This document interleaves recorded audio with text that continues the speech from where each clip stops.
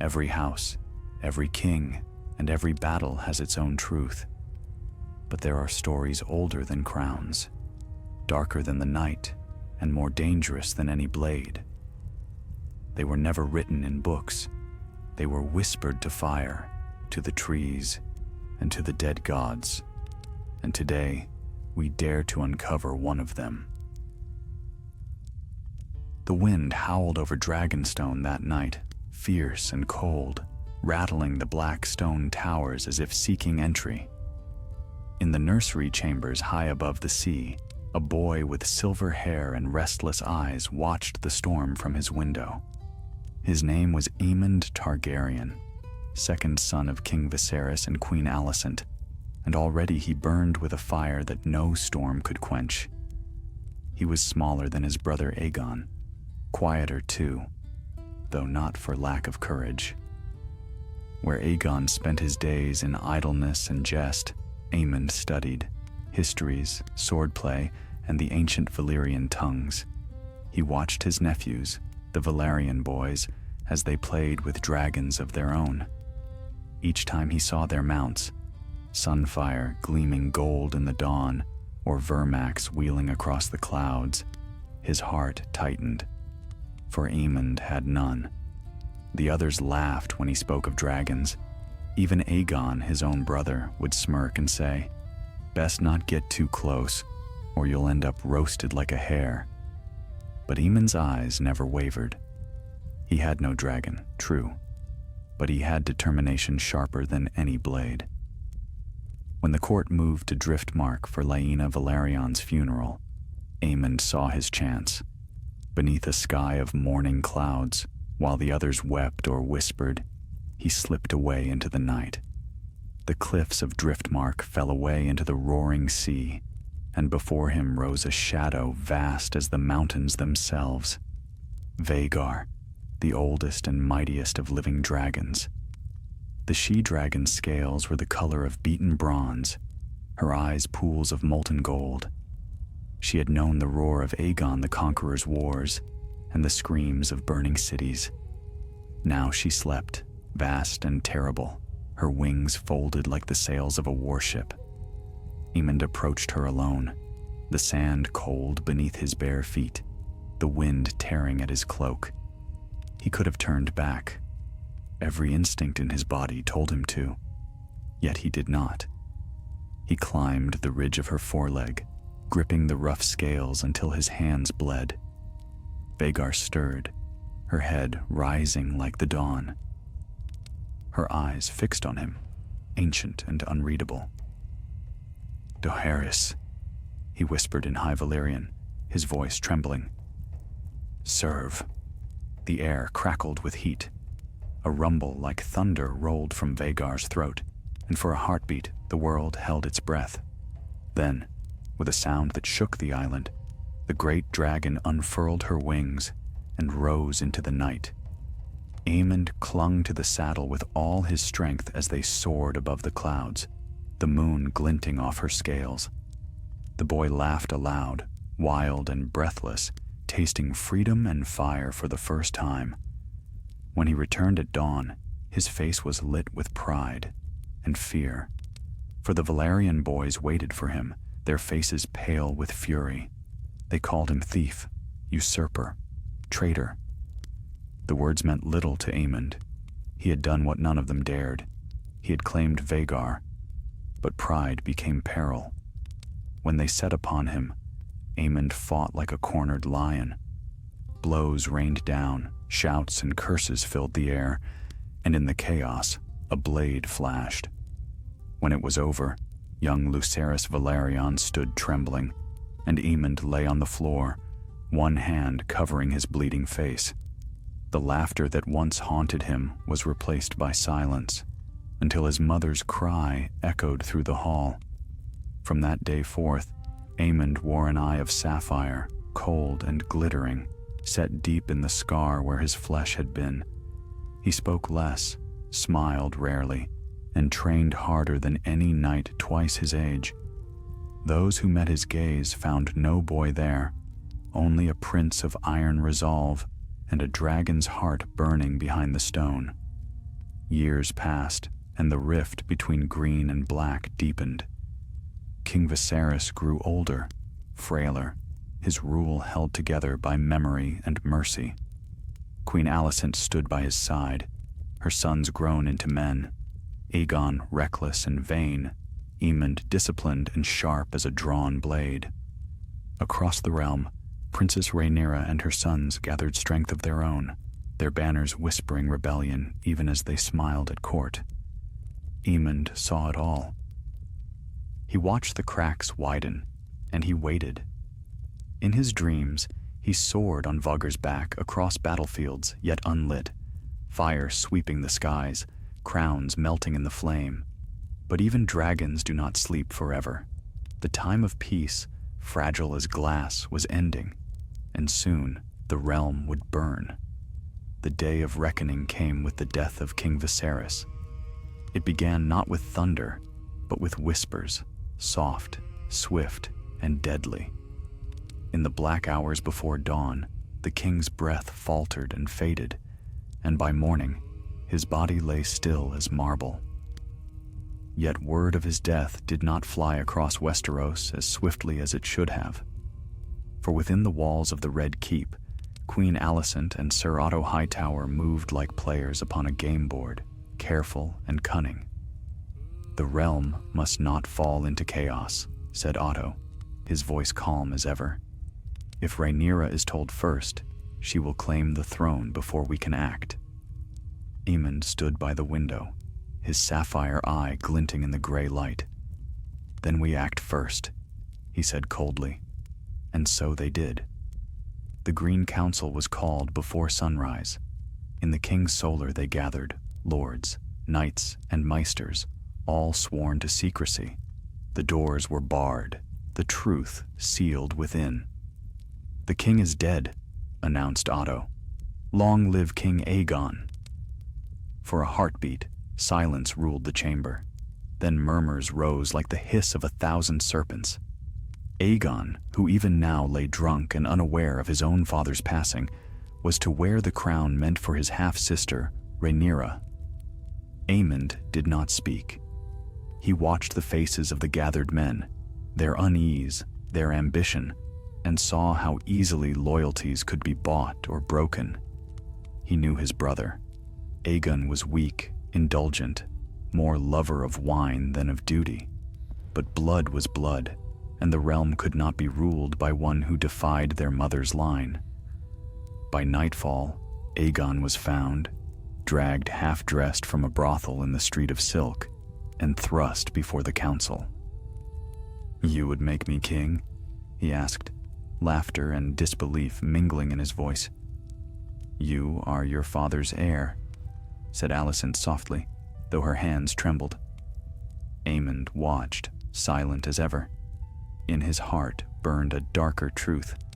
Aegon might wear the crown, but it would be he, Aemond One-Eye, who would hold the realm together when the fires came.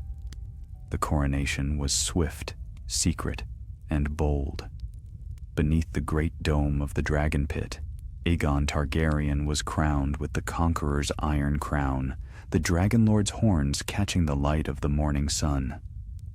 As the trumpets blared and the people shouted their allegiance, Vhagar roared above them, a cry of ancient might that shook the city to its bones. Yet far across the narrow sea, in the fortress of Dragonstone, Rhaenyra heard the news and tore her hands bloody upon the stones.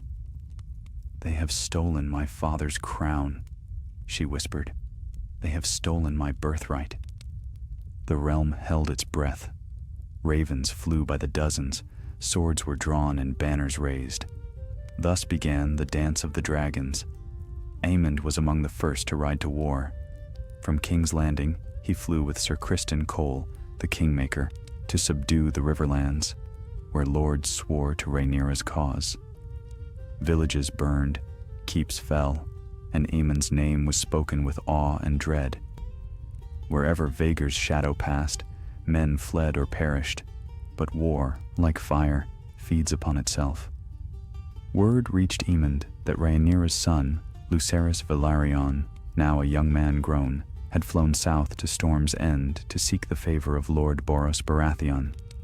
Aemond's lips curved in a cold smile. "So the boy dares play envoy," he said. "I shall greet him properly." He mounted Vhagar and took to the storm. Rain lashed his face, lightning split the heavens, but the great she-dragon needed no guidance.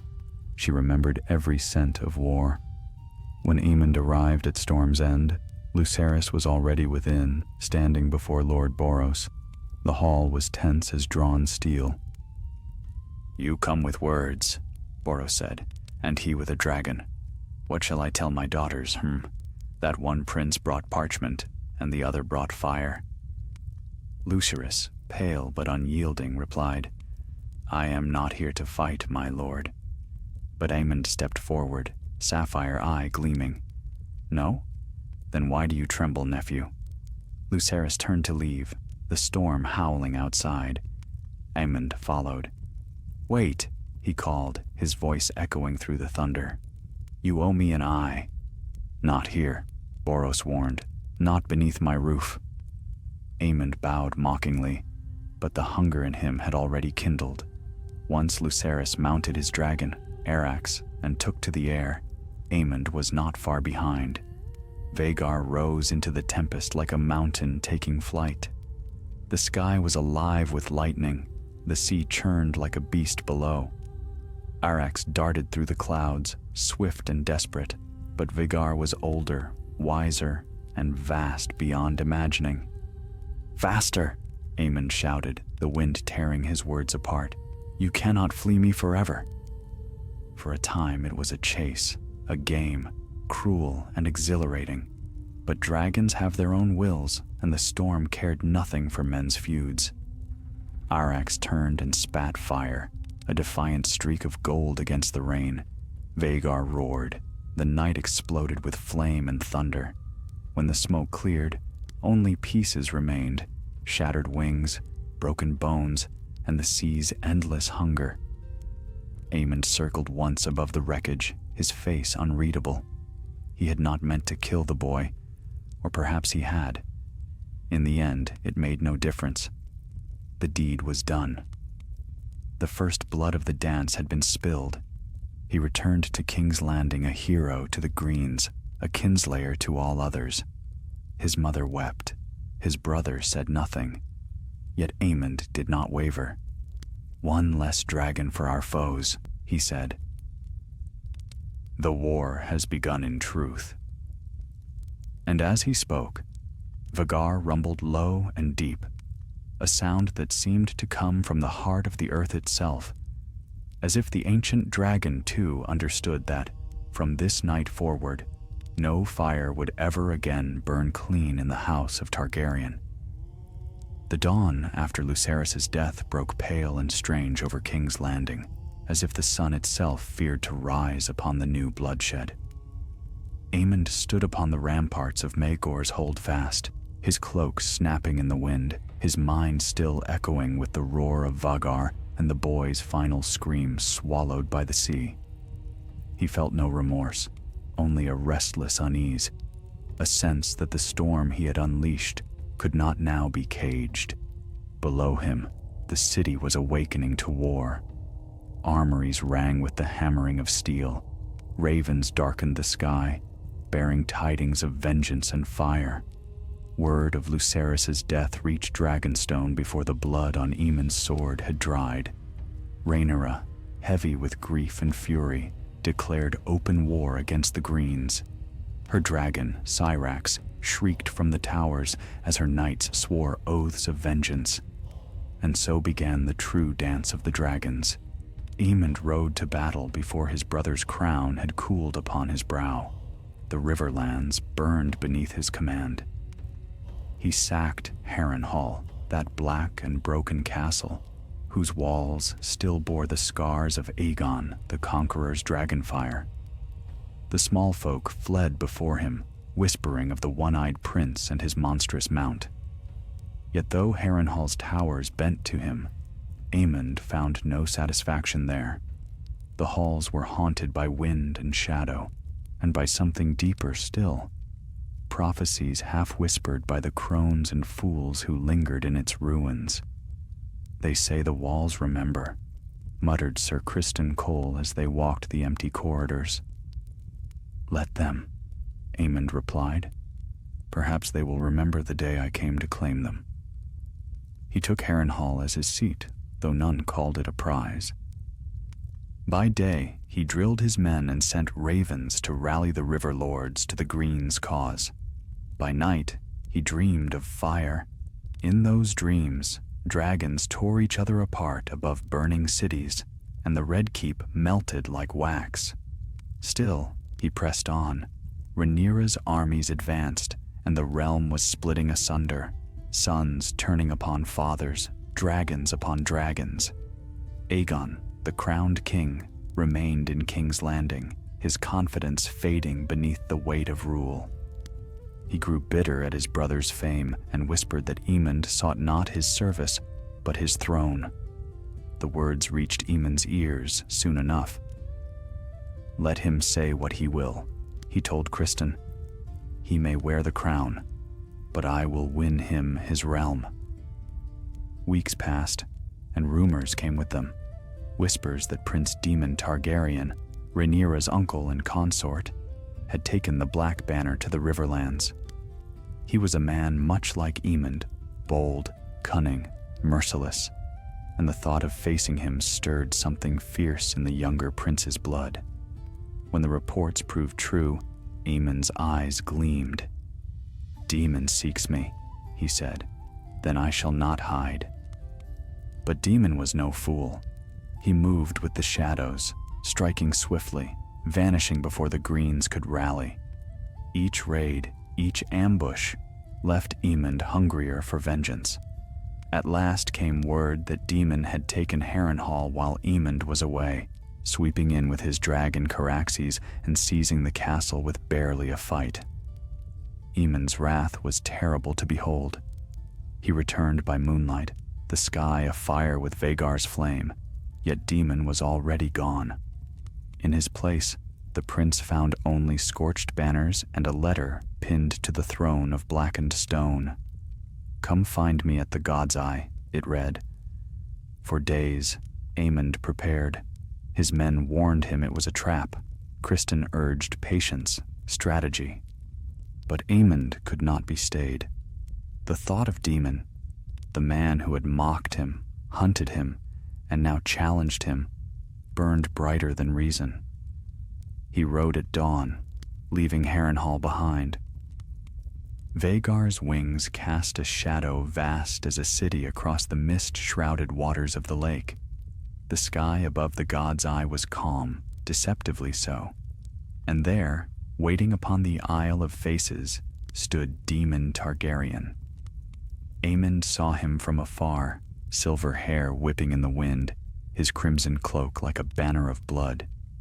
The older prince mounted Caraxes, whose serpentine neck gleamed in the sunlight. Aemond's heart quickened.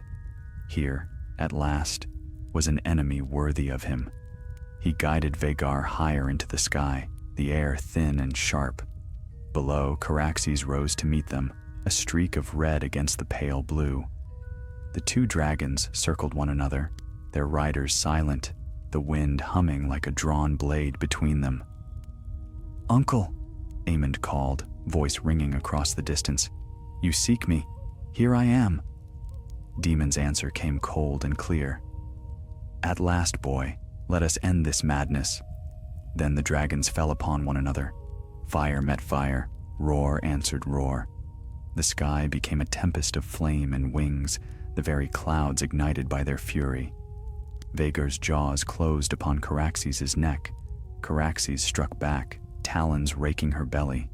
Blood rained from the heavens, thick and black.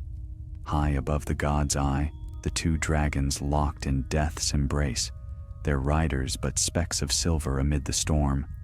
Daemon drove his sword, dark sister, through Aemond's eye, through the very sapphire that had replaced what Luxeris stole. Aemond's cry was lost to the wind as the blade burst from the back of his skull. Vhagar screamed, twisting in agony, and the dragons tumbled together from the sky. They struck the lake with a sound like thunder. For long minutes, the waters boiled. Then silence. Days later, fishermen found the carcass of Vhagar tangled in the lake weeds, her wings broken, her eyes glazed. Aemond's body was still bound to her saddle, dark sister thrust through his eye socket, his face frozen in a grim, defiant snarl. Some said the gods themselves had judged him. Others whispered that his spirit still rode Vhagar's ghost through the clouds when storms gathered over the god's eye, and thus ended Aemond One-Eye, prince, warrior, and kinslayer. His death marked the height of the dance, when dragons turned upon dragons and House Targaryen devoured itself from within. Yet even in death, his name endured, spoken in fear, in awe, in mourning. For though his life had been forged in flame and ended in ruin, Aemond Targaryen had burned brighter than most men ever dared to dream, and the realm would remember him, not for mercy, nor for peace, but for the storm he became. The war did not end with Aemond's death.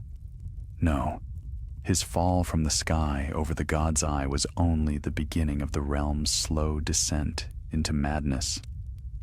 When the news reached King's Landing, the city erupted, half in triumph, half in terror. For though one dragon rider of the Greens had perished, the vengeance of his kin would not be long in coming. In the throne room, Aegon II sat upon the iron throne, pale and trembling, a goblet of wine in his hand. His mother, Queen Alicent, stood beside him, her face drawn and colorless. She read the letter thrice before her lips could shape the words aloud. "Prince Aemond, slain," she whispered, "by Daemon Targaryen. Both dragons dead, both riders lost to the lake." Aegon's hand clenched upon the goblet until it cracked, the red wine spilling like blood across the steps. "My brother," he muttered, his voice hoarse. "They took my brother." "Your brother sought it," Otto Hightower said from below the dais, his tone grave yet measured. "He brought ruin upon himself and vengeance upon us all." But Aegon would hear no counsel. His grief burned away what reason he had left. "I will make them pay," he swore. "Every last one who wears the black shall burn." From that moment, the war became something darker. What had begun as a struggle for crowns and claims turned into a firestorm that devoured both. In Dragonstone, Princess Rhaenyra received the tidings of her uncle's victory. For a brief moment, hope flickered in her eyes. Daemon and Aemond dead, 2 dragons slain, and perhaps a path at last to peace. But peace was not what fate intended. Her son Jacaerys fell in battle soon after, and grief made her heart as hard as the stone her castle bore its name from. The Riverlands became a graveyard for dragons. Sunfire, once the brightest of all, was broken in wing and bone. Vermithor, Silverwing, and Seasmoke left fire and ruin in their wake. Men and beasts alike perished, their ashes mingling upon the winds. Yet, through it all, the name of Aemond lingered like smoke over the battlefield. His men, the soldiers who had ridden beneath his banner, fought on with a fury that bordered on madness. They carried his memory as if it were a sword itself. "For the One-Eye!" they cried as they charged, their banners torn, their hearts unbroken. At Harrenhal, where his empty chambers still echoed with the sound of his footsteps, the garrison refused surrender. Criston Cole himself, the Kingmaker, swore he had seen Aemond's ghost walking the ramparts at night, his armor gleaming blue as frost, his hand resting upon the hilt of a phantom blade. "Madness," said Sir Gawain Hightower when told of it. "Perhaps," Criston answered softly, "but I know the look of a man who cannot rest. The prince was not done with this war, and so it seemed. for storms gathered again over the god's eye, thunder rumbling like dragonfire far away. Fishermen swore they heard wings beating beneath the clouds, and lights flickered upon the water, blue and pale as moonlit flame. Whether ghost or omen, the stories spread. They whispered that Vagar's spirit still flew with her rider through the mists, neither dead nor living, bound by vengeance yet unfulfilled. But the living had no time for phantoms. The dance raged on. King's Landing soon became a city of corpses and whispers. As Aegon's forces faltered, the people turned against him. The smell of smoke filled the air, and the sound of weeping echoed through the streets. Queen Helena, his gentle wife, could bear no more. When her youngest son was slain before her eyes, she threw herself from her tower. The queen's death shattered what little remained of the king's mind. Aegon raged through the halls like a wounded beast, lashing out at allies and servants alike. His counselors fled him. His mother prayed for deliverance. It came not through the gods, but through fire. Rhaenyra's forces took the city soon after, storming the gates as the dragons above turned day to ash. She ascended the Iron Throne at last, though its blades cut her flesh as she sat. "The price of rule," she said bitterly, "is always paid in blood." Aegon escaped, carried from the city by loyal knights. Yet vengeance burned in him still. Broken in body, he gathered what remained of his armies and struck back when the chance arose. Months later, the city fell again, this time to the returning Greens. Rhaenyra was taken in chains to the throne room where she had once sat as queen. There, her half-brother awaited her, crowned and cloaked in vengeance. "You took my throne," Aegon said. "You took my wife. You took my brother." He pointed to the pit below the Red Keep, where the golden dragon Sunfire lay dying, his great body torn and crippled, but his eyes still burning with hate. "Feed her to him," the king said. The screams that followed were heard across the city, and the war at last began to die. Yet though the flames dimmed and the dragons perished, the ghosts of those who had kindled them did not fade. In the halls of Harrenhal, men still swore they saw a lone figure standing by the lake, his silver hair wet with mist, his empty eye gleaming blue in the darkness. Some said he waited for Daemon, that their battle would never end until the last dragon was gone from the world. Others believed he watched the realm itself, guarding what little remained of the Targaryen bloodline. For in the end, only ashes endured, and from ashes, dragons are born again. When the storms rolled over the god's eye and lightning split the heavens, the peasants would look to the skies and whisper, "Aemond rides again." And in the thunder that followed, it was said one could almost hear the roar of Vhagar, the echo of a bond unbroken, of wrath eternal, of the prince who had lived and died by fire. The war that he had begun consumed a dynasty and scarred a world. But the tale of Aemond One-Eye, the boy who dared to claim a dragon older than empires and burn the realm to prove his worth, became legend. For though time buried kings and cities alike, the story of his fire could not be quenched. It lived in every whisper of storm, every flare of lightning, every dream where dragons soared once more. And so, long after his bones had turned to dust and his name to myth, the realm remembered. For in the end, it was not the crown, nor the throne, nor even victory that defined him. It was the fire that would not die. Years passed, but the ashes of the dance still clung to the stones of King's Landing like a curse. The dragons were gone, their bones bleaching beneath the sun, their fire extinguished by the folly of men. The realm limped on beneath shattered banners and hollow crowns. Yet in the dark corners of the world, The memory of Aemond Targaryen burned still, like a coal buried deep, waiting to flare once more. They called him kinslayer, oathbreaker, monster. Yet among soldiers and small folk who had once cheered his banners, his name was spoken with a kind of grim reverence. He fought like a storm, old veterans would say by the fire, and when he fell, the heavens broke with him.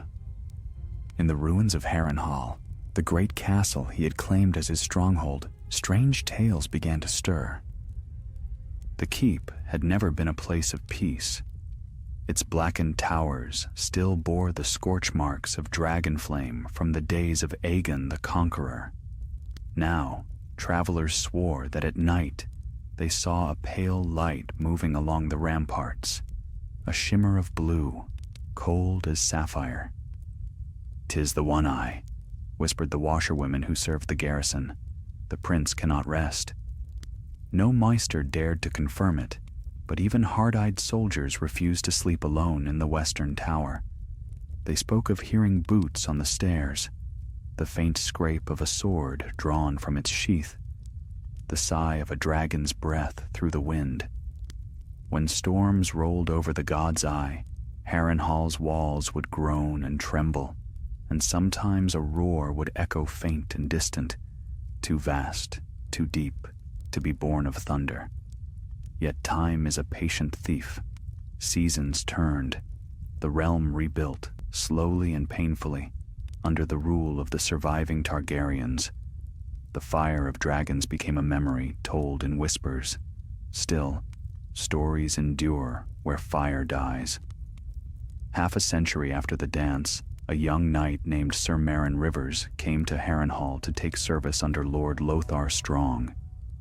Meryn was a bastard of uncertain birth, but brave and curious, a man who loved tales of the old dragon lords. He rode with pride and carried a sword etched with Valyrian runes, though it was but fine steel. On his first night, as the rain battered the walls and the wind howled through the arrow slits, he sat with the castle's maester, a bent old man called Allard. "Tell me true," Meryn said as the fire guttered low. "Is it said that Prince Aemond still walks these halls?" The Maester sighed. "Many things are said. Few are true. Yet you've seen something." Allard's eyes flickered toward the window, where lightning carved the sky in half. "A light once," he murmured, "moving across the courtyard when all torches were dead, and the sound of wings. I am old, Sir Meryn, but not yet so old that my senses play me false." The knight smiled faintly. "Then perhaps I shall keep watch myself. If the prince walks, I would meet him." The Maester crossed himself in the old Valyrian gesture for warding. "Pray you do not." That night, the wind rose higher, shrieking like a wounded beast. The fires in the hall burned low, and the guards huddled close, too weary to speak. Meryn alone remained wakeful. The stories had taken root in him, of the boy who tamed Vhagar, the warrior who rode into storm and flame, and the prince who fell locked in battle with his uncle, his corpse bound still to his dragon's carcass at the bottom of the lake. When midnight came, the storm broke. Lightning flared white across the battlements, and for an instant, Meryn saw him. A figure stood upon the parapet, cloaked in black, silver hair whipping in the wind. His left eye glowed like sapphire fire. Meryn's breath caught. "Prince Aemond," he whispered. The figure turned toward him, and the air grew cold as death. "You seek glory," a voice said, low, distant, yet clear. "But glory is a liar's coin. Have you come to die for it?" Meryn fell to one knee. "I came to serve the realm, to remember." "Remember," the voice echoed, as if from the deep. "Then remember this. Fire obeys no man. It devours all who think to master it." Lightning flashed again, and the figure was gone. Only the wind remained, and the echo of wings beating far above the storm. When morning came, the men found Meryn standing alone upon the wall, rain-soaked and trembling. His sword was half drawn, and his eyes stared into nothing. He spoke little after that. Some said he had gone mad, others that he had been marked by what he'd seen. Within a year, he left Harrenhal and vanished into the Riverlands. Yet those who met him on the roads told of a knight who carried himself like a prince and rode as though chased by ghosts. In King's Landing, old tales grew new life. The small folk began to say that the spirits of the dance still stirred when storms swept the Blackwater. Fishermen claimed to see dragons rising from the waves, their forms half mist, half moonlight. And in the highest chambers of the Red Keep, where the Iron Throne still brooded in silence, Queen Baela Targaryen, last of the dragon riders, would sometimes pause beside the window when the wind howled. "He's watching," she would murmur to her maids. "He never left us." They would ask whom she meant, but she would only smile sadly and say, "The boy who flew too high." Years turned into generations. Lords rose and fell. The blood of the dragon grew thin. But whenever storms rolled across the heart of Westeros, the people still looked toward the god's eye. They said a blue light shimmered there, faint and distant, gliding above the mist. And the old songs whispered of a prince who had loved his dragon too fiercely, and whose soul could not rest. For Aemond Targaryen had been born in fire and shaped by it, and though death claimed his body, his spirit remained bound to the storm, the eternal echo of a man who reached too far and grasped the flame. Some nights, when thunder broke and the air trembled with the memory of wings, even kings would pause their councils and glance toward the darkened windows. For in that fleeting rumble of the heavens, they thought they heard a dragon's roar and the laughter of the one-eyed prince who had once sought to rule the skies. And so his story lived on, not as history, but as legend, an unending song of fire, pride, and doom that no maester could ever fully write nor wholly silence. The legends of Aemond Targaryen, like embers caught upon the wind, drifted far beyond the walls of Harrenhal. From the mists of the God's Eye to the halls of Old Town, his name became more than memory. It became omen. Minstrels sang of him in low voices, their ballads filled with thunder and flame. In taverns and keeps, men spoke of the one-eyed prince who had ridden the mightiest of dragons into the storm and fallen not by cowardice, but by fate's cruel hand. And though the maesters wrote of his death as fact, still there were those who swore he had never truly died. Among them was a boy named Darren Waters, a bastard born of King's Landing gutters, silver of hair and fierce of spirit. His mother claimed to be the daughter of a lesser Targaryen lady, though such tales were common among the city's poor. Yet the boy's eyes were pale violet, and his temper burned hotter than the forge fires. From the moment Darren could walk, he dreamed of dragons. He would climb to the rooftops of Flea Bottom, stretching his arms against the wind, imagining he could leap and soar above the clouds. The blood remembers, his mother told him when he asked why he felt such longing. Perhaps a spark of dragonfire still burns in you. Years passed, and the boy grew into a man, tall and lean, quick with a sword and quicker with anger. The tales of the dance haunted him, the story of Aemond One-Eye most of all. He felt drawn to the prince, as though their fates were tangled across the centuries. On his 20th year, when a strange blue comet blazed across the night sky, Darren swore it was a sign.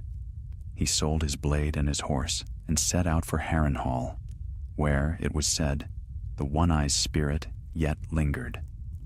The journey was long and perilous. The riverlands were wild in those days, filled with bandits and broken lords. Yet Darren pressed on, driven by something deeper than reason, a pull in his blood that neither hunger nor fear could quench. At last, he came to the God's Eye. The lake was vast, its waters dark as ink, its surface veiled with mist. Harrenhal loomed upon its northern shore, black and brooding as a wound that would not heal. The castle's new lord, a hard man of House Went, took him in reluctantly, setting him among the household guards. Darren served faithfully, but his nights belonged to the mists. He walked the walls where the One Eye was said to appear, calling softly into the fog. "Prince Aemond," he would whisper. "If your spirit yet stirs, hear me." At first there was nothing, only the wind sighing through broken towers. But on the 7th night, beneath a moon of pale blue, a voice answered. "Why do you call me, bastard of dust?" it asked, echoing faint as a dream. Darren turned, and there he stood, the shade of the prince wreathed in mist, his silver hair gleaming like moonlight on water. His left eye burned cold and blue, the sapphire glimmering in the darkness. Darren fell to his knees. "I came to find the truth," he said. "They say you were cursed, that your soul cannot rest." "Rest is for the weak," the ghost replied. "I burned too brightly to fade into shadow, and now my fire lies buried in stone, waiting." "In stone?" Darren asked. Aemond's gaze drifted toward the lake. "She sleeps beneath the waters," he said softly. "My dragon, my heart. Her bones are cold, but her flame is not gone. The world forgets, but dragons do not die so easily." The word struck Darren like a hammer. "Then I will find her," he swore. "If even a spark remains, I will wake it." Aemond's expression darkened. "Beware what you wake, boy. Fire remembers no master." But Darren was not afraid. In his dreams that night, he saw Vagar's shadow stirring beneath the waves, her scales glimmering like molten bronze. He woke before dawn, heart pounding, and went to the lake's edge. For 3 nights he searched, diving into the icy waters with torch and rope, until at last his hand brushed something vast and smooth beneath the silt. Bone, older than memory. He returned again and again, and on the 4th night, lightning tore the sky. The storm's fury seemed to echo his heartbeat. "Wake," he cried into the wind. "If fire yet lives in you, wake." The lake erupted. A roar shook the heavens, a sound too immense to be real. The waters surged upward, and for one breathless moment, Darren thought he saw a shape rising from the depths. Vast wings, a serpent's neck, eyes blazing blue as the sapphire of the One Eye. Then all was still. He awoke upon the shore, the dawn gray and trembling. The lake lay calm again, but something within him had changed. His hair had turned pale as silver overnight, and his eyes glowed faintly in the morning light. The Lord of Harrenhal sent him away, fearing sorcery. Darren went without protest, for his path was clear. He wandered east, following the rivers toward the Vale and beyond, guided by dreams of dragons. Everywhere he went, storms followed. And though he spoke little of that night, he bore the mark of it always, a faint burn upon his chest, shaped like a dragon's wing. Men began to whisper that Aemond's spirit had passed into him, that the One Eye had chosen his heir in fire. Some said Darren was mad. Others swore he was destined to bring dragons back to the world. As the years wore on, the tales of the bastard of the God's Eye spread far and wide. Some claimed he vanished into the east, seeking the lost Valyrian ruins. Others said he sailed beyond the sunset, chasing the shadow of a dragon's call. But those who lived near the God's Eye spoke of new lights that danced upon the lake when storms gathered. 2 now, not 1. One shone blue as ice, the other white as flame. And when thunder rolled across the sky, they said it was not the voice of gods they heard, but the song of 2 dragon riders, one dead, one living, bound forever by blood and fire. For even death could not silence the legacy of Aemond Targaryen. His fire had passed on, as all fire does, to one who dared to seek it. And so the legend grew, whispered from hearth to hall, from soldier to child, that dragons may sleep, but never truly die, that the storm still remembers their wings, and that somewhere, beyond the mists of the god's eye, a new rider waits for dawn. The years turned, and Darren Waters became a name half forgotten, half feared. In the villages that lay along the banks of the god's eye, shepherds spoke of him as a wanderer touched by fire, a man whose eyes gleamed like dragonstone and whose voice could stir the wind. Some swore he had vanished into the east, others that he haunted the Vale, living among mountain hermits who called him the Flame-Touched. But the truth of Darren's fate was stranger still. Far to the east, beyond the Vale and the narrow sea, lay the smoking lands of Valyria, still broken, still haunted by the doom. No man who entered its shadow returned unchanged, and yet Darren went, driven by the whisper of a dragon's roar that echoed within his dreams. He sailed with a crew of Associ smugglers, men who feared neither gods nor death. Their ship, the Maiden's Pyre, was small but sturdy, and as they crossed the smoking sea, the air grew heavy with ash. Mountains bled fire into the clouds, and the sea hissed with heat. The men whispered prayers, but Darren only watched the horizon, his face set with grim resolve. On the 7th night, they reached the ruins. Once, Valyria had been the heart of the world, its towers of glass and stone reaching higher than any dream of man. Now only shards remained, blackened and half-sunken. The air shimmered with heat and memory. Darren disembarked alone. "Wait for me 3 days," he told the captain. "If I do not return, sail west and forget this place." The captain did not argue. No man argued with one who walked into the doom willingly. Darren climbed the broken causeways where once dragons had slept in golden caverns. The stones pulsed faintly beneath his boots, alive with old fire. The air was filled with whispers, Valyrian, though no tongue of man had spoken it for centuries. He came at last to a vast archway carved into the mountain's heart. Upon it was etched a single sigil, a dragon with one eye of sapphire, the other of flame. His heart quickened. The mark of the one eye. Within, the chamber opened into a vault of shadow. Pools of molten rock glowed faintly along the floor, casting red light upon walls scarred by ancient claw marks. In the center lay a stone dais, and upon it a shape half buried in ash and glass, a skull, vast and horned, with fangs long as swords. Vhagar. He fell to his knees, awe and sorrow flooding through him. The bones were cracked, scorched by fire that had never cooled. Yet as Darren reached out, the air trembled. A deep hum, like the beat of a dragon's heart, stirred the dust.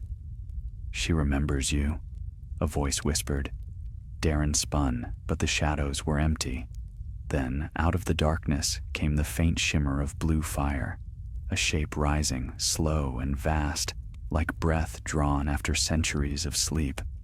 The spirit of Vhagar loomed before him, her eyes burning like twin suns, her voice rolling through the cavern like thunder. "You carry his fire," she said. "The One-Eye's blood sings in you." Darren bowed his head. "I seek not to steal his glory, only to continue it." Her gaze pierced him, ancient and terrible. "Fire is not continued," she said. "It is reborn." The chamber shook, the pools of molten stone flared, and the walls rippled with light. Daeron cried out as fire engulfed him. Pain and power entwined. He felt his body burn, yet he did not die. The flames coursed through his veins, filling him, reshaping him. When at last the light faded, he stood transformed. His hair glowed pale as snow. His eyes blazed like molten silver. Upon his chest, the mark of the dragon's wing now burned like living fire. "Go forth," said the voice of Vhagar, now soft as the wind. "Carry the flame, but know this: fire gives life only through death. All things you love will burn." When Daeron emerged from the ruin, the world was still. The sky hung heavy with smoke, yet he felt no fear. The dragon fire within him pulsed like a second heart. The smugglers saw him from afar and fell to their knees. "He walks wreathed in flame," they cried. "A Valyrian come again." Daeron said nothing. He boarded their ship and sailed west, his gaze fixed on the horizon. Behind him, Valyria smoldered, but within him, its legacy lived anew. Years passed before he returned to Westeros. By then, rumor of him had crossed the narrow sea ahead of his ship. They said a man with silver hair and eyes of burning light had risen from the east, and that where he walked, storms followed. When he came again to the God's Eye, the lake lay silent, wrapped in fog. He dismounted upon the shore, kneeling where he had once called to Aemond's spirit.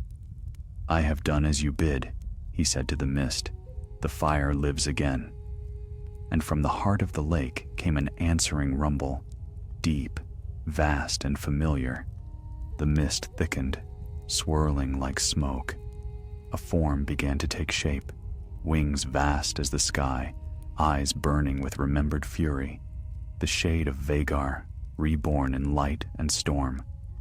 Behind her, another form appeared, the one-eyed prince himself, his sapphire gleaming bright as a star. "You have done what even kings feared to dream," said Aemond's spirit. "You have called her from death. You are her heir." Daeron bowed his head, tears mingling with rain. "Then let the fire serve the realm once more." Aemond's expression softened. "Serve it, yes, but never trust it, for the fire that crowns kings also consumes them." The vision faded. Only the wind remained. Daeron rose, the storm breaking around him. Lightning forked across the lake, and in its flash, his shadow stretched like wings upon the earth. From that night onward, a new tale was born in Westeros, of a man who carried the blood of dragons and the ghost of the One-Eye's fury. He would never rule, nor sit upon a throne. But when winter's winds rose and the long dark came, the small folk said they saw him again, riding a dragon of light through the clouds, keeping watch over the realm that had long forgotten him. And thus, the fire of Aemond Targaryen lived on, not in kings or crowns, but in the hearts of those who still dared to dream of dragons. For as every song of the old world whispered, fire may sleep, but it never dies. Winter crept across Westeros like a slow and patient beast, and with it came silence. Crops failed, rivers froze, and men spoke in low tones by the hearth, for fear the cold itself might hear them. Yet even in that long night, one tale refused to fade. The story of Daeron the Flame-Touched, the wanderer who carried the blood of the dragon lords and the fire of the One-Eye. In the inns of the Riverlands, they told of how he had vanished into the mists of the God's Eye, never to be seen again. In the free cities, sailors whispered that his ship had sailed beyond the edge of the world.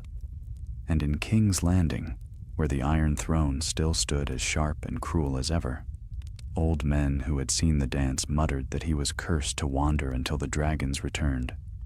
But Daeron had not vanished. He had gone north.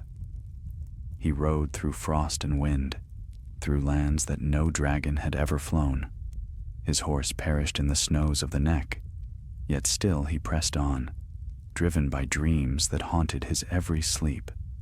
Visions of fire buried beneath ice, of wings beating beneath the aurora's glow.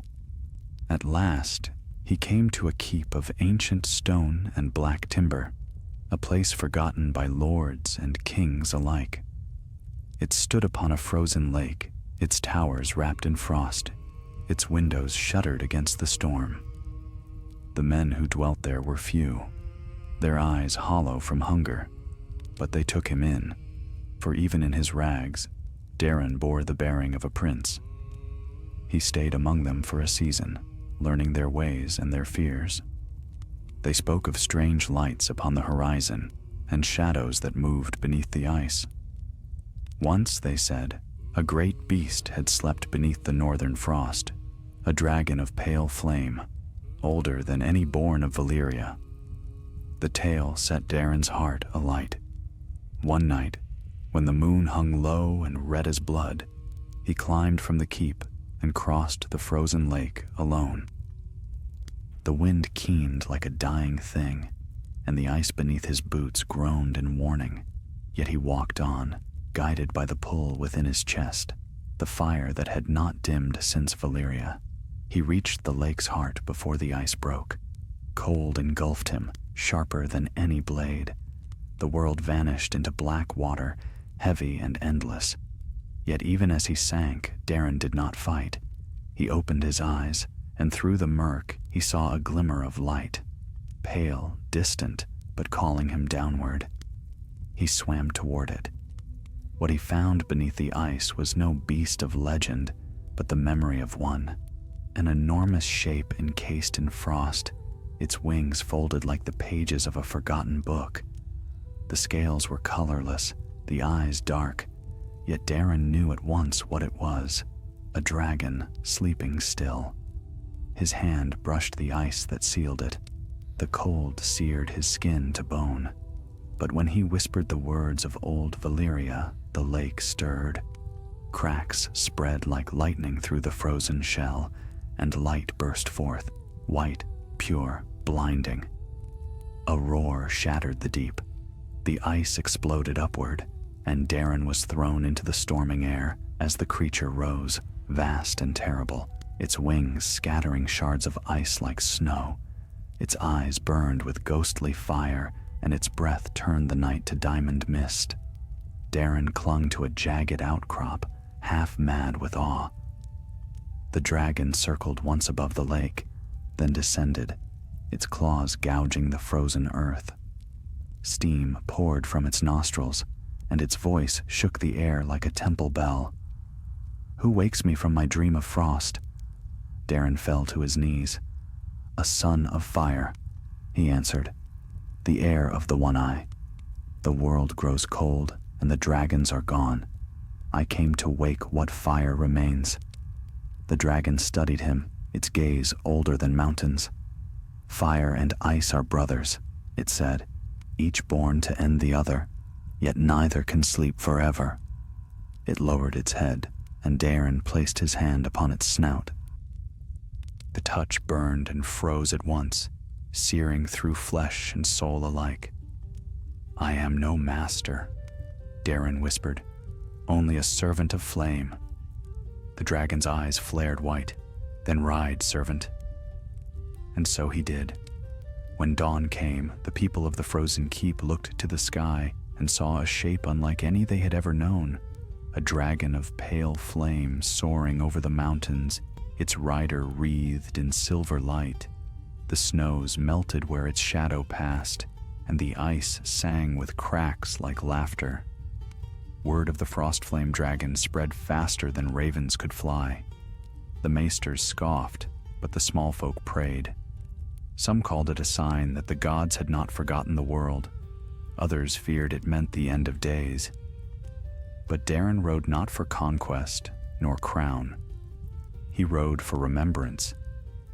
He sought the remnants of his blood, the scattered embers of House Targaryen, that they might see what had been lost. and what could be rekindled.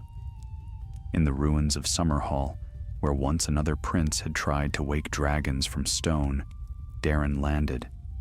He walked among the blackened walls and placed his hand upon the scorched earth. "You failed because you sought glory," he said to the ghosts. "I seek only balance." For many moons he lingered there, until the winds began to change.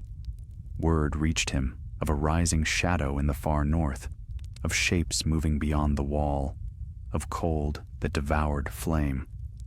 The old songs of the first men spoke of it, but Daeron had thought them myth. Now he knew they were warning. He mounted the Frostflame dragon once more and turned his gaze north. The stars above shimmered like ice and steel, and in their cold light he swore an oath. "If the cold returns, I shall meet it with fire. If death rises, I shall ride against it."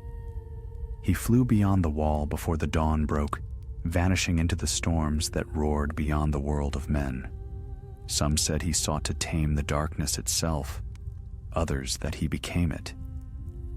But on nights when the aurora dances and the wind hums like the beating of wings, the watchers on the wall swear they see him still, a dragon of light and a rider cloaked in flame, flying over the frozen wilderness, keeping vigil. Thus, the legend endured, that the fire of Aemond Targaryen, reborn through Daeron the Flame-Touched, did not die with men's folly, but rose anew to guard the living from the cold that comes for all things. And though no maester ever set it to parchment, those who kept the old tales alive would whisper to their children when the storms raged loudest, "Do not fear the wind that howls, nor the night that burns with light, for the dragons watch still, and their fire remembers." Long years passed after Daeron the Flame-Touched vanished into the far north. Many believed he had perished beyond the wall, lost to the endless cold. Others swore that he lived still, bound to his dragon of frost and fire, a warden against the darkness. Time, as it does, wove truth and myth together, until no man could tell one from the other. In the south, the snows melted and kingdoms rose again. The Iron Throne changed hands like a cursed blade, and the blood of the dragon thinned, though never wholly vanished. 100 years became 2, and the realm forgot the prince who had ridden into the storm. Yet the north did not forget. In the lonely villages beneath the wall, old women still told tales of the burning rider who kept watch beyond the frost fangs.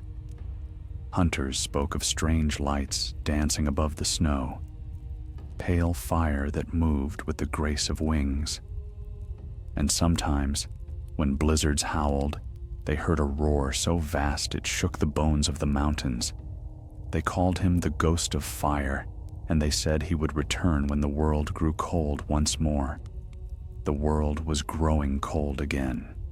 It began with small signs, a night that lingered too long, a frost that killed the spring buds, a silence in the woods where no bird sang. The Night's Watch sent ravens south, warning of strange shapes seen in the forests, figures pale and tall, their eyes like frozen stars. The lords of the realm paid them little heed, but north of the wall, the free folk whispered of worse things. They told of a white mist that moved with purpose, and of a fire that walked against it. "He fights for us," said an old spearwife, her eyes clouded by age. "A man of flame upon a beast of light. We see him when the dead come. He burns them, and they flee." And far away, beyond the haunted forest, Daeron rode still. His face was lined, his hair white as snow, yet his eyes burned as fiercely as they ever had. The Frostflame dragon soared above the wastes, its body shimmering between ice and fire, its wings casting light upon the endless dark. For half a century he had kept his vigil. He had seen the shadow stirring beneath the snow, had felt the breath of cold that hungered for the living. The others were waking, and Darren knew his time was almost done. One night, as the wind screamed through the peaks, the frost flame dragon stirred uneasily. Its rider looked north, where the sky shimmered with colors too cold to be beautiful. Shapes moved there, a tide of white shadows advancing through the storm. "So it begins," Darren murmured. He raised his hand, and the dragon's fire burst forth, white and blue, bright enough to blind the stars. The snow melted in waves, and for a time, the dead retreated. Yet the cold returned, stronger than before. For every white he burned, 2 more rose behind it. In the heart of the blizzard, Darren saw them at last, the others, the white shadows, their armor gleaming like frost, their swords whispering like wind through glass. He felt their eyes upon him, ancient and patient. "You cannot hold the dawn forever," one of them spoke, its voice like cracking ice. Darren tightened his grip upon the dragon's reins. "Nor can you drown it," he answered. They clashed beneath the aurora. Fire met frost, light against shadow. The frost flame dragon's breath turned the night to molten glass, but the other's cold split it apart again. The storm screamed louder than any living thing, and in that endless battle, time lost all meaning. Days later, the free folk found a circle of scorched snow and blackened ice. No body lay there, no bones, only a single shard of sapphire and a faint warmth that would not fade. They built cairns of stone around it and swore to guard the place. Years turned to generations. The wall still stood, though its shadow lengthened with each winter. The realm below forgot Darren's name, forgot the wars of the dragons and the storm of fire and frost that had once saved them from a darkness they never knew. But among the watchers on the wall, a quiet legend endured. They told it to new brothers on their first night's vigil, that beyond the frost fangs rides a spirit of flame, a guardian bound by ancient oaths. When the cold rises, he rides again. His mount shines like the dawn, and his eyes burn with the memory of dragons. And sometimes, when the sky was clear and the moon bright, the men on the wall would look north and see a glimmer of pale fire moving through the dark. Some said it was only the northern lights. Others swore it was him, the last echo of Aemond's blood, keeping his watch still. In the citadel of Old Town, maesters dismissed the tale as fancy. "There have been no dragons for 200 years," they wrote. "No prince of fire walks the snows." Yet even they could not explain the fragments of blackened glass, sometimes found in the north, nor the occasional report of footprints burned into ice. A wandering bard named Taryn of Fair Isle took the tale and made a song of it. He called it "The Fire That Would Not Die." He sang of a man who carried a ghost's flame through endless winter, who bore the wrath of gods and men alike, and who in the end became neither living nor dead, a light forever burning at the edge of the world. The song spread faster than ravens could fly. In time, even the small folk of the Reach and Dorne sang it by their hearths. They did not know the truth of it, nor did they care. What mattered was the hope it carried, that even when all warmth seemed lost, some fire yet endured. And on the coldest nights, when the wind moaned through the trees and the snows lay deep, children would whisper prayers not to the seven or the old gods, but to him, to the rider of light, the watcher in the storm. "Keep the dark away from our doors." Perhaps he heard them, for when the dead rose again in later ages, when the long night came anew and the world trembled before the march of frost, men looked to the northern sky and saw a shape blazing there, a dragon of white flame circling above the storm, its rider cloaked in fire. And they knew then that the legend was no lie. For even after centuries, the blood of Aemond Targaryen burned still, not in thrones nor in crowns, but in the endless fire that stands against the cold, defiant and undying, so long as men remember the name of dragon. The wall had stood for 8,000 years, a monument to the endurance of men. But no wall, no matter how high or strong, could stand forever. Time eats stone as surely as the sea, and the slow decay of ages had worn its base thin. The Night's Watch was dwindled too, its numbers shrunken to shadows, its strength little more than memory. Yet in that twilight of their order, the Watch still held one thing: hope. And hope, as every man knew, was as dangerous as it was fragile. Beyond the wall, the world was white and endless. Frost lay upon the forests like glass. Mountains gleamed like blades. Beneath that frozen sky, Darren the flame-touched still rode. Years, perhaps centuries, had passed since his flight into the north, but he had not aged as other men do. The fire within him had kept him, burning away the touch of time. His hair was white as snow, his eyes bright as molten silver. The dragon he rode had become a creature of legend, her wings half light, half mist. She no longer belonged to the world of men, but to something older. He no longer counted the seasons. He rode when the winds called, when he felt the stir of cold rising from the far reaches of the world.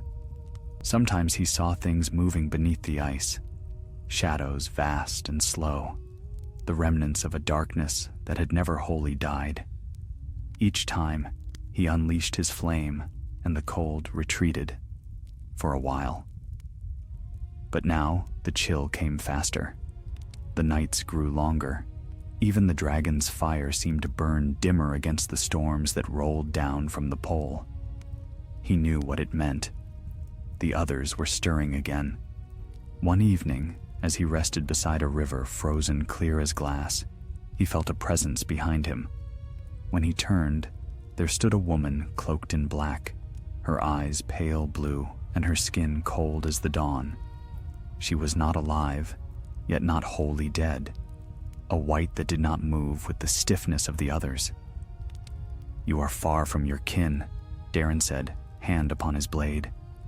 "I have none," she answered. Her voice was faint, but not cruel. "I was one of them once, the dead ones, but your fire touched me and I remembered." Darren studied her. "What do you remember?" "Light," she said, and a tear of ice rolled down her cheek. "And warmth, and a name I no longer deserve." He sheathed his sword. "Then walk with me. Perhaps memory is enough." So she did. Together they journeyed across the haunted forest, through ruins of men long perished. She spoke little, but sometimes, when the wind fell still, she hummed an old tune, a lullaby of the first men. Her name, she finally told him, had been Nera. As they traveled, the bond between them deepened. She was not alive, yet she felt.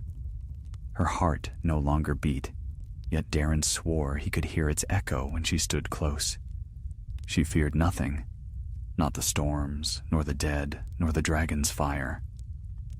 At last, they came to a valley where the snow never lay, warmed by the fire that pulsed beneath the earth.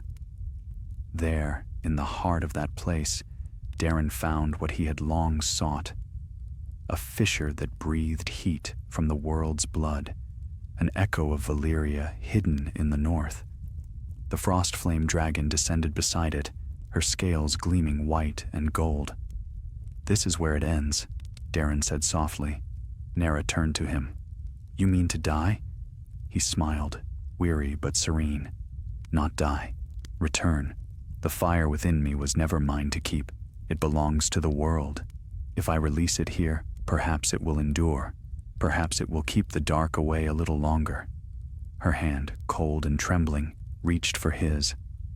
"And what of me?" "Stay," he whispered. Guard this place. When the fire stirs again, guide those who seek it." Tears froze upon her lashes. "Will I remember you?" He brushed his fingers against her cheek, and the frost melted beneath his touch. "You will remember the warmth. That will be enough." Then he turned to his dragon. The creature bowed her head, understanding. Together, they walked to the fissure. The heat shimmered like a mirage, the air rippling with the promise of fire. Darren placed his palm against the stone, and the ground trembled. Flame burst forth, white and pure, swallowing him and the dragon alike. The valley shook, the mountains roared, and for an instant, the sky blazed with light brighter than the dawn. When it faded, the fissure sealed. The snow fell again, covering all. Nera fell to her knees, the last warmth of his touch still lingering in her skin. She looked to the heavens and saw a new star burning above the north, a pale blue fire that did not wane. Years passed, then centuries. The world turned. The wall fell at last, brought low by forces that men could not stop. The realm below burned and froze in equal measure, but in the far north, in the valley of hidden fire, there still glowed a light that no winter could extinguish. Wanderers who stumbled upon that place spoke of a woman cloaked in frost who guided them through the storms, her eyes gentle, her words soft as snow. When they asked who she was, she would only point to the heavens and say, "He is watching." And when the long night came again, when the armies of the dead marched south and men cried out for deliverance, there came a sound from the sky, the beating of vast wings. The clouds split, and a blaze of silver and gold descended through the storm. The frost-flame dragon, reborn in light. Upon her back rode a figure wreathed in fire, his eyes twin stars, his voice the whisper of the dawn. He did not speak to men, nor stay among them. He burned the dead, scattered the shadows, and vanished once more into the clouds. But where he passed, warmth followed, and thus the prophecy was fulfilled. The fire of Aemond Targaryen, the flame that passed through Darren, returned when the world needed it most. In Old Town, the Meisters called it a marvel of the heavens. In the north, the people called it salvation. And in the stillness of the valley where he had once fallen, Nera watched the star burn bright above her and smiled. "The fire remembers," she whispered, and vanished into mist. For even in the deepest winter, when all hope seems lost, the fire of dragons endures, an unbroken light against the cold, waiting for the day it will be needed again. The world after Darren's sacrifice was not the same. Something in the air had changed, as if the fire he released beneath the northern ice had woven itself into the wind and water. The long night passed, and the sun rose again, pale and uncertain. Forests that had slept beneath snow for 100 years began to stir. The rivers thawed, and the first shoots of green broke through the frost. In time, the kingdoms rebuilt. The songs of the Frostflame Rider became legend, told by hearthlight in the new spring. Some called him a god, others a spirit of vengeance or mercy, sent by the old gods or by the dragons of Valyria to save mankind from its own folly. None could say for certain which was true. Centuries slipped away like melting snow. Kings came and went, their names etched in stone and forgotten in turn. The blood of Targaryen thinned to a whisper. No dragon's shadow darkened the sky. No forge burned with their flame. But in the hearts of dreamers, the tale of the One-Eye's fire still glowed faintly, waiting for the wind to stir the embers. It was in those quiet centuries that a girl named Alira of the Dusklands was born. She was a bastard of uncertain birth, her mother a healer who who wandered from village to village, tending wounds for bread and kindness.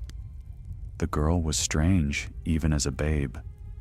Born in the middle of a storm, her eyes violet as amethysts, her hair the color of moonlight. Her mother never spoke of her father, but when Elira asked, she would look north and whisper, "The fire watches." They lived a simple life, until one winter when raiders came from the sea. Elira was but 12 when she saw her home burned, her mother slain. She fled into the wild, clutching a shard of crystal her mother had always worn around her neck, a pale gem that shimmered with faint light when held to flame. For weeks she wandered the snows, half-starved and near death, until a storm drove her into a mountain cave. There, in the darkness, she dreamed. She dreamed of fire beneath ice, of wings vast as the heavens, and of a voice that whispered from beyond the veil of sleep, "The fire remembers, the blood endures." When she woke, her body was fevered, but the crystal at her throat pulsed like a heartbeat. She felt warmth in her chest, though the air around her was freezing. And when she raised her hand, she saw flame dancing upon her fingertips, not wild, but gentle, alive. It frightened her at first, but the more she called upon it, the more it obeyed.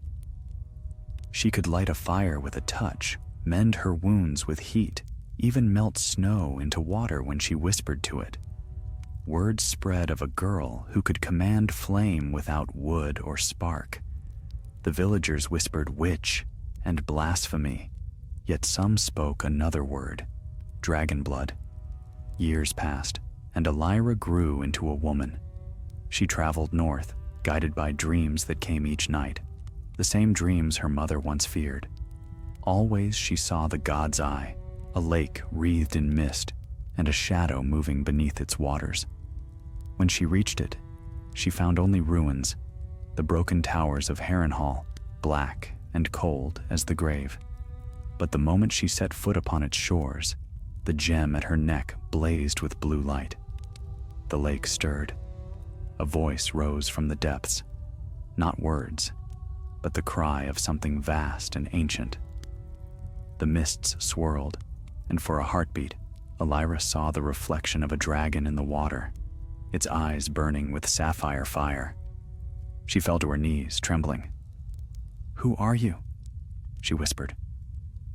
"I am what remains," the voice said, not aloud but within her mind. "I am the flame that would not die. I am memory and vengeance and hope." "Aemond," she breathed. The name came to her unbidden, like an echo from another life. The voice seemed to smile. "So you remember, though you never knew. The blood endures indeed." A vision flooded her, of a boy with a sapphire eye, of fire and death, of Darren riding the frost-flame dragon into the night. She saw the fissure where fire slept, and the woman of ice who watched it still. "The world grows cold again," said the voice. "The long dark will come once more. The fire must wake." "I am no dragon rider," Elira said, her hands shaking. "The dragons are gone." Not gone. Waiting. The water began to glow. Beneath its surface, something moved, something immense. A tremor rippled through the ground, and steam rose from the lake. Elira stumbled back, but the gem at her throat blazed hotter, drawing her forward. "Wake," she whispered, though she did not know why. "Wake and remember." The lake erupted. A column of light burst into the sky, white and blue and gold. The air thundered, and from the heart of the storm rose a creature both beautiful and terrible. A dragon of mist and fire, half spirit, half flesh. Its wings shimmered like moonlight, its eyes two suns of sapphire. Elira fell to her knees. The dragon lowered its head, and she felt its breath wash over her, warm and endless. "You are not afraid," came its voice, Aemond's voice, yet older, calmer. "I have nothing left to fear," she whispered. "Then rise." When she stood, Her body blazed with light. Fire ran along her skin, but it did not burn. The gem shattered, its light pouring into her. The dragon bent low, and she climbed upon its back. The world seemed to vanish beneath her as they rose into the sky. Clouds split before them, and lightning danced in their wake. She could feel the creature's heart beating with her own, as though they shared the same flame. Together, they soared above the god's eye, circling once before vanishing into the clouds. Those who lived near the lake swore they saw it. A woman of silver fire riding a dragon of mist, their cries shaking the heavens. From that day, no one who crossed the lake at night returned unchanged. Some spoke of seeing faces in the mist. Others claimed to hear the echo of wings. And in the citadel, the maesters argued once more, their quills scratching furiously. The dragons are gone. The dragons return. But the small folk did not need maesters to tell them what they already knew. They lit candles on cold nights and whispered, "The fire has woken." And somewhere, high above the clouds where no man could follow, Elira rode on, the last daughter of the dragon's flame, bearing the fire of Aemond and Darren alike into the dawn of a new age. For the world would always forget, and the world would always remember. And the fire, though it sleeps, never dies. The fire that had been reborn over the god's eye did not remain confined to the sky. Its warmth drifted across the land like dawn after 1,000 years of night.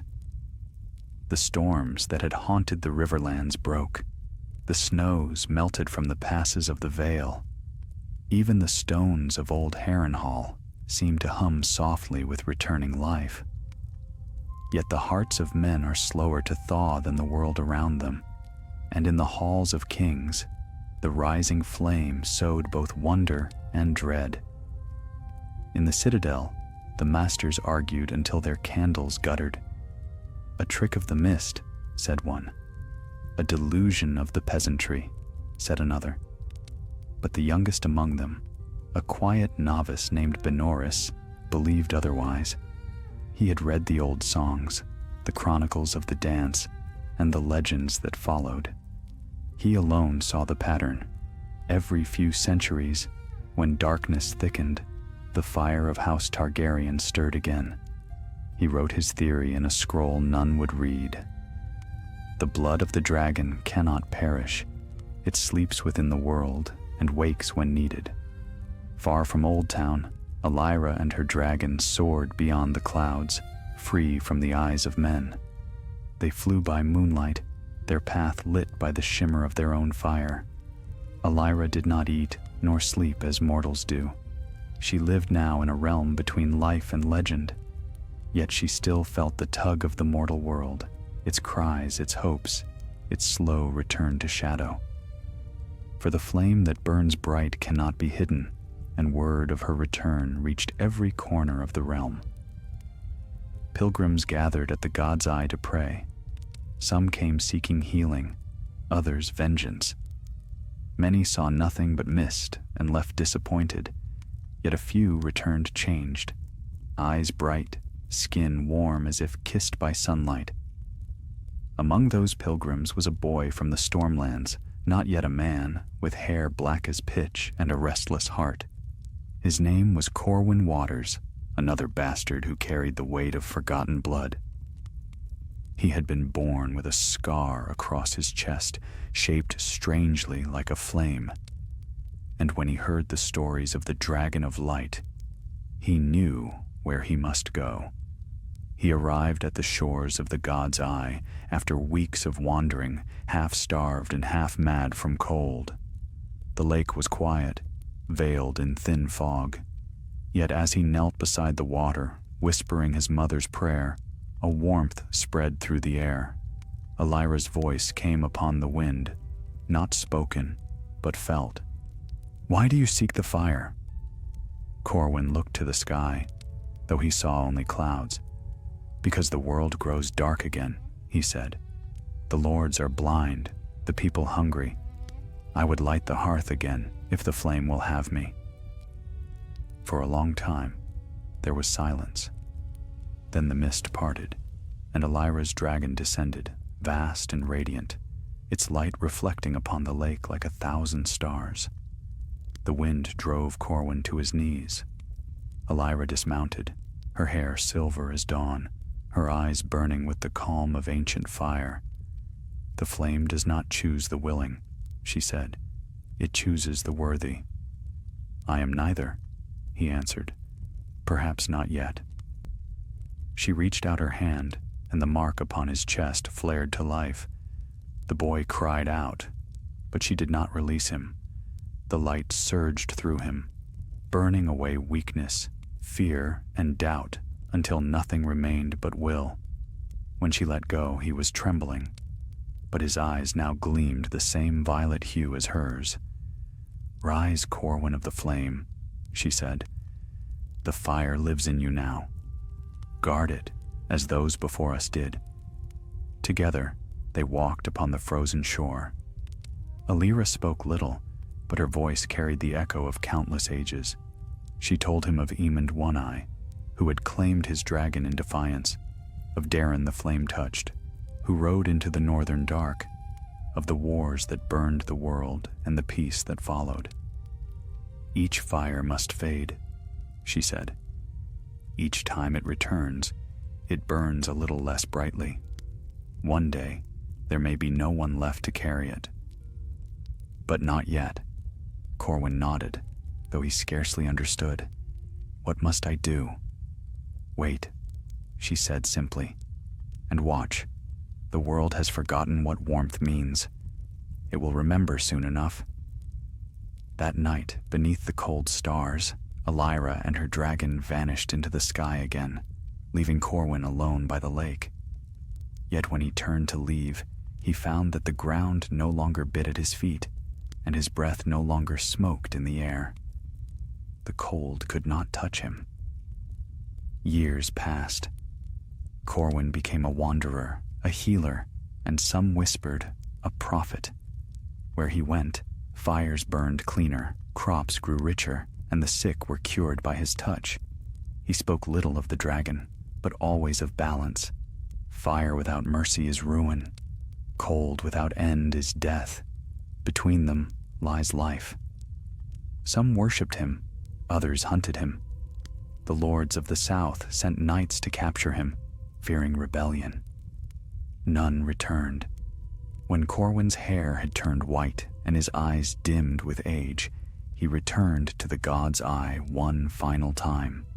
There, upon the same shore where he had once knelt, he saw her again, Elira, unchanged, ageless, the dragon at her side. "You have done well," she said. "The fire has spread as far as it must."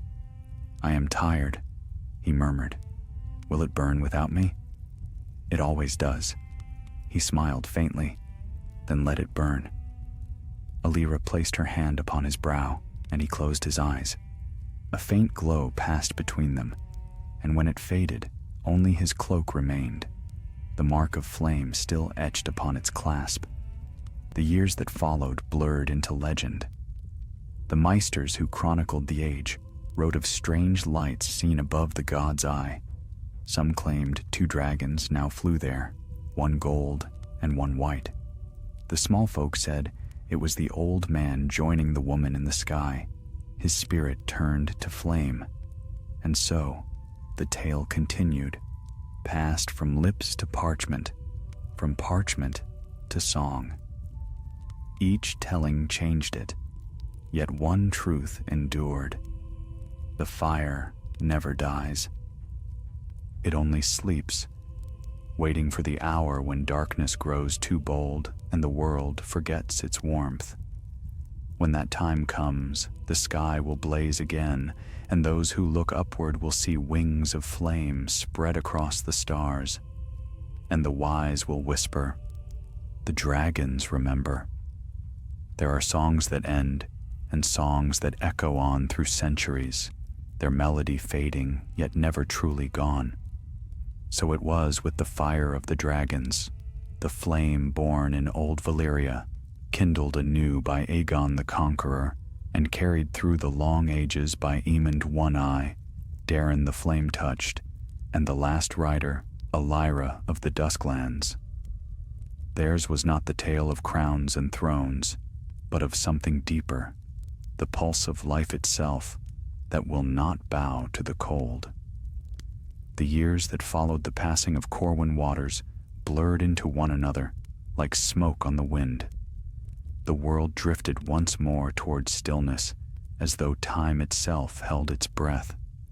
Empires rose and fell, and the memory of dragons became myth. The maesters of Old Town wrote that the age of fire had ended forever, yet the small folk still lit candles on the coldest nights and whispered, "The fire watches." In a valley north of the God's Eye, where the land had grown wild again, a small village stood beside a stream. The people there were quiet folk, shepherds and woodcutters who feared no winter. Their fields were fertile, though frost lay heavy upon the hills, and their hearths burned with an odd, unyielding warmth. Travelers often asked why. The villagers only smiled and pointed to the northern sky, where a pale star burned brighter than the rest. They said it was a gift, the eye of a dragon watching from above. It was there, in that humble place, that a girl named Elenya was born. Her first cry came with a spark. The rushes in her cradle smoldered where her hand had touched them. Her father, a man of simple heart, nearly drowned the fire, and her both before her mother stopped him. "She is no curse," the woman said. "She is what the world forgot." Elena grew quickly. When she laughed, candles flared. When she wept, frost melted on the windows. She was gentle, though, and wise beyond her years. At 12, she began to dream of dragons vast as mountains, of skies filled with flame and storm. Each morning she would wake trembling, whispering names she did not know she knew. Aemond, Darren, Ellyra. On the eve of her 16th year, the star above the north flared brighter than ever before. The sky split with light, and thunder rolled across the valley. The villagers fled to their homes, praying to the Seven and the old gods alike. Only Elenya stood outside, the wind whipping her hair like a banner. "Do not fear me," she whispered to the storm. And from within that storm, something answered. It began as a sound, low, deep, and ancient, the cry of a dragon. The clouds tore open, and a shape of light descended, vast and terrible. Wings of gold and white blotted out the moon, and the air shimmered with heat. The villagers fell to their knees, but Elenya did not move. The dragon's eyes were the color of burning sapphire, and when it spoke, its voice filled the valley like a hymn. "The fire endures. The flame calls you, child of warmth." "I am no rider," Elenya said, though her heart already knew the lie. "The dragons are gone. They are never gone. They sleep, as fire sleeps in the coals. But you, born of their ember, you are the waking." The dragon lowered its head, and its breath washed over her like summer wind. Her skin shimmered with light. Her hair glowed like molten silver. Beneath her ribs, something stirred, a warmth that spread through her blood, quickening every heartbeat. "Who are you?" she asked. "I am Memory," the dragon said. "I am the first and the last, Aemond's wrath, Darren's vow, Ellyra's mercy, all the fires that came before, bound as one." The girl reached out, her hand steady. "Then take me with you." The dragon's eyes softened. "You would leave the world of men." "The world has forgotten the fire," she said, "but I will not." It bowed its great head. "Then rise, Elenya of the flame." When she placed her hand upon its scales, fire enveloped her, blinding and pure. The villagers cried out, thinking her consumed. Yet when the light faded, she stood untouched, clad in silver and gold, her eyes twin embers of living flame. She mounted the dragon's back, and together they rose into the heavens. They flew for 7 days and nights, crossing seas and mountains. She saw the ruins of Valyria, where rivers of molten stone still ran like blood through the earth. She saw the frozen north, where the fissure Darren had opened still pulsed faintly with hidden fire. And in every place, she felt the whisper of those who came before, their voices mingling in the wind. Aemond's fury, Darren's defiance, Ellyra's grace, all of them sang within her, a harmony of flame. When at last she returned to the valley, she found her village empty. Only ash and snow remained. Yet she did not weep. She knelt in the ruins and touched the earth, whispering, "The fire remembers." And where her tears fell, green grass began to grow. From that day forth, she wandered the land, bringing warmth where there was none. Crops sprang from barren soil, rivers thawed, and the sick rose from their beds when she passed. But with every gift she gave, her own light dimmed. One night, atop the cliffs of Dragonstone, she stood watching the sea. The dragon beside her had grown frail, its wings translucent as mist. "It is ending," she said softly. "All things end," the creature replied, "but not before they are remembered." She smiled then, weary but unafraid. "Then let me be the last flame." And with that, she stepped forward into the wind. The dragon rose after her, its cry echoing across the world. Together they became light, dissolving into the dawn. When the people awoke the next morning, they found the sky painted in fire. A new star burned beside the old, 2 eyes watching over the realm, one gold, one blue. The maesters called them omens. The small folk called them the twins of fire. Generations later, when winter returned, shepherds in the valley would still look up at those twin stars and tell their children the tale of Elenya of the Flame, the last daughter of dragons who carried the memory of fire into the heavens so the world would never truly freeze. And so the song ended as it began, with light upon the wind and a whisper in the dark. The fire does not die. It waits. It remains.